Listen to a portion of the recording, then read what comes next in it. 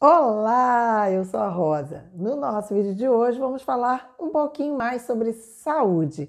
Se você não é inscrito, já se inscreve no canal, ativa o sininho para receber as notificações de novos vídeos e não esquece de dar aquele seu like. Compartilhe também esse vídeo, ajude aí a engajar o nosso canal.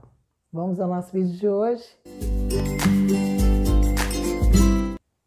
No nosso vídeo de hoje, vamos falar um pouquinho mais sobre saúde. É claro que nós não temos a intenção nem de esgotar o assunto e muito menos de nos tornarmos donos da verdade. É apenas uma opinião e a nossa forma de ver as coisas que a Bíblia diz. Será que Deus está interessado na nossa saúde? Vamos ler o que diz Romanos 12, o versículo 1. Rogo-vos, pois, irmãos, pela compaixão de Deus, que apresenteis os vossos corpos como sacrifício vivo, santo e agradável a Deus, que é o vosso culto racional. Então, Deus está realmente interessado que nós tenhamos a saúde. E é por isso que ele diz que nós precisamos apresentar os nossos corpos santos. Mas santos porque, não vamos errar, não. Santos no sentido de sermos separados, de sermos especiais. E Deus quer que nós façamos um culto racional. Não é um culto da emoção, é um culto onde você sabe o que está fazendo e por que está fazendo. E 3 João, no capítulo 1, versículo 2, na verdade, este livro tem apenas um capítulo. Ele diz assim: Amado, desejo que te vá bem em todas as coisas e que tenhas saúde, assim como bem vai a tua alma.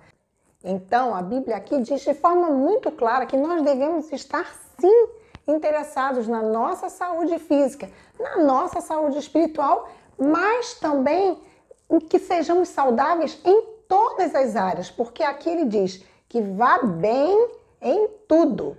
E nós lemos no último Meditando uma frase que Deus falou após o dilúvio. Ele disse a Noé a seguinte frase, está em Gênesis 6 e o versículo 3. Diz assim: Então disse o Senhor, não contenderá o meu espírito para sempre com o homem, porque ele também é carne. Porém, os seus dias serão 120 anos. Então aqui Deus estava dizendo para Noé que ele não iria mais brigar com o homem. Ele não iria mais destruí-lo através de dilúvios, nada dessas coisas. Mas também ele iria diminuir o tempo de vida do homem. E esse tempo seria de 120 anos. Mas e antes do dilúvio? Quantos anos as pessoas viviam em média? Vamos ler em Gênesis 5 alguns versículos. Vamos ler versículo 8. E foram os dias de Sete, 912 anos. O versículo 11. E foram os dias de Enos, 905 anos. Versículo 14. E foram os dias de Quenã, 910 anos, e morreu. Vamos ler aí o verso 17. E foram os dias de Maalalel, 895, e morreu. Versículo 20. E foram os dias de Jared, 962 anos, e morreu. Vamos ler então agora o 23. E foram todos os dias de Enoque 365 anos. Vamos ler 31. E foram todos os dias de Lameque 777 anos e morreu. E vamos ler aí Gênesis 9, o versículo 29. Diz assim: E foram todos os dias de Noé 950 anos e morreu. Então você pode perceber aqui através da nossa leitura que as pessoas que viviam antes do dilúvio, elas viviam muito mais tempo do que aquelas que começaram a viver após o dilúvio. Mas o que será que essas pessoas tinham antes do dilúvio que as depois do dilúvio não tinham? Ou será que elas tinham alguma coisa a mais? Bem, primeira coisa é a palavra de Deus, que disse que os tempos do homem seriam abreviados. Mas há mais uma coisa. Do que se alimentavam as pessoas antes do dilúvio? Qual foi o alimento que Deus determinou para o homem lá na criação do Jardim do Éden? Vamos ler Gênesis 1 e o versículo 29 diz assim: E disse Deus: Eis que vos tenho dado toda a erva que é da semente, que está sobre a face de toda a terra, e toda a árvore em que há fruto de árvore que dá semente, ser-vos-á para mantimento.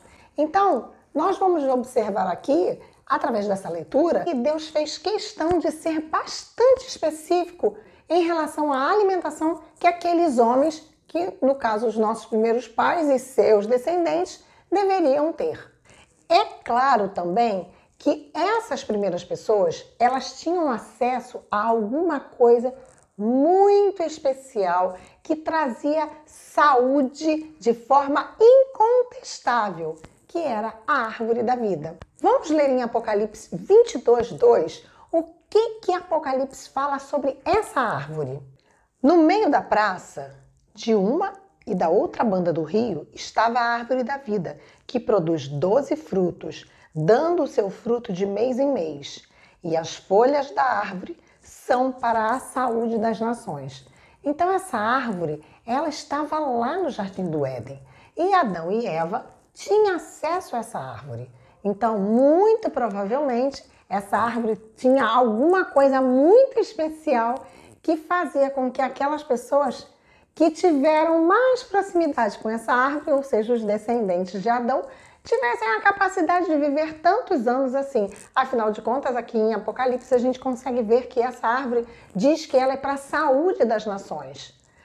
Porém, após o dilúvio, houve uma certa modificação na alimentação do ser humano.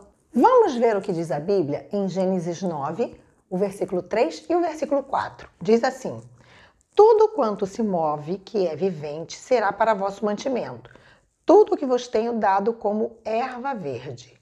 A carne, porém, com a sua vida, isto é, com o seu sangue, não comereis. Então, a partir do dilúvio, Deus deu aos homens a possibilidade de ter o alimento cárneo. Por quê? Noé havia ficado 40 dias num dilúvio. Ou seja, não havia nada de alimento plantado na terra. Então, somente o que eles tinham dentro da arca de estoque de alimento.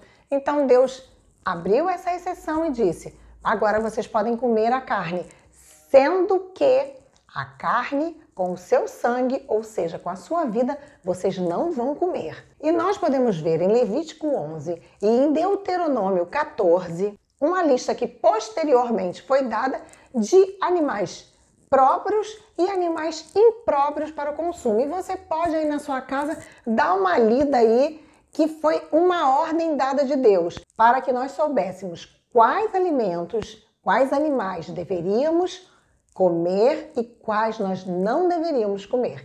Isso faz completa diferença, porque uma carne ela pode ser melhor do que a outra para a alimentação. E nada melhor do que o dono da máquina para dizer qual o combustível que você pode colocar nela. Bem, chegamos ao final desse vídeo. Na próxima semana vamos falar um pouquinho mais sobre outras coisas que fazem com que nós tenhamos maior ou menor expectativa de vida. Como já dissemos, não somos os donos da verdade, estamos apenas dando a nossa opinião e colocando um ponto de vista para você pensar, para você meditar e avaliar aí na sua casa como é que você está cuidando dessa máquina maravilhosa que Deus te deu. Vamos fazer uma prece?